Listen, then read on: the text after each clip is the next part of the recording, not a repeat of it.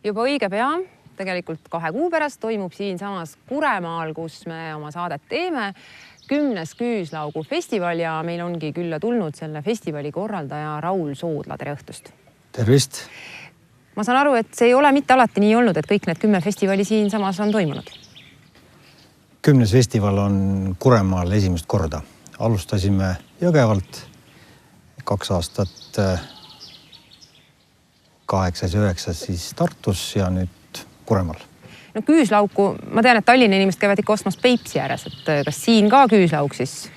On sul oma peenar tehtud? On. Peenar on juba siis sügisel istutatud, talve üle elanud.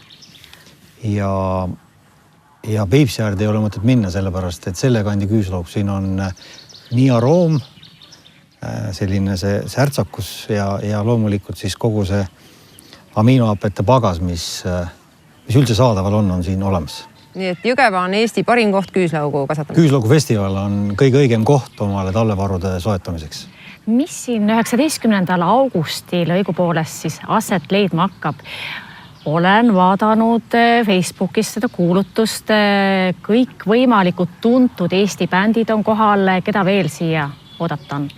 No, peame ikka jääma selle juurde, et kuna tegemist on Küüslaugu festivaliga, siis prioriteet number 1 on Küüslaugu kasvatajad, Küüslaugust erinevate toodete meistrid ja loomulikult need festivali külalised, kes siis seda Küüslauku austavad, teavad, et see on parim külmarohi ja Küüslauk päästab selles Eestimaa sügises ja talves palju ära.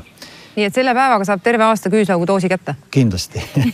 ja nüüd siis, et see ostuvalik ja et see päev nagu läheks täie ette, siis me siia järjest pikime. Ansamblid. Nagu näiteks? Joe Start. Wow. Üllar Jörberg, Eldorado. Aga ka täiesti uus asi on elustiilne ala. See paneb alati mõtlema. Oota, mis sa nüüd ütlesid? See on elustiilne ala, mis tähendab, et siia Kuremaa randa ja siia parki tuleb siis selliseid huvitavaid atraktsioone, mida võib-olla tava inimesel nagu iga päev kohata ei ole. Ja need tulevad siia. Keda üldse kauplema ootate ja kas neid vabu kohti veel on? Vabu kohti veel on ja me ootame siia eelkõige jälle otsast peale kõigepealt Küüslaugu kasvatajaid, Küüslaugust kõiksugu toodete valmistajaid, sealt edasi sibul, sealt edasi kõik aiand, aias kasvav, ise kasvatatud, siis edasi ise tehtud, Eestis toodetud. Piiri läheb sealt, kus väljamaised toorained, väljamaised kaubad, sealt vahelt on piir. No ma näen siit, et Küüslaugu sortide näitus on ka plaanis, et kas neid tõesti on siis nii palju neid sorte, et neid on lausa võimalik väljanäitusel üles panna? See väljanäitus on hästi populaarne ja see sõltub aastast. Praegused märgid näitavad, et tuleb hea Küüslaugu aasta ja see tähendab seda, et selliseid erinevaid sorte on pea 100. Kui palju me see näitusel neid kokku saame, seda näitab siis 19. august ja näitus ilmselt tuleb siis Kuremaa lossis, väga auväärses kohas, kus on mitmed 10 aastat põllumajandusharidust antud.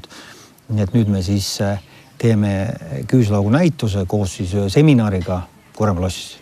Sinust on siis saamas Mr. Küüslauk, kuigi Kadri, ma võin sulle öelda, et Raul on tegelikult Jõgevamaa kõige parem diskor. Kas sa oled siis diskoriameti nüüd põõsasse visanud? Või kui mina 45 saad, siis tuled ja korraldad? Tulen. See on siuke asi vist, mis on nagu verega sees ja lihtsalt need õhtud on nüüd lühemad ja need on vähem kuus.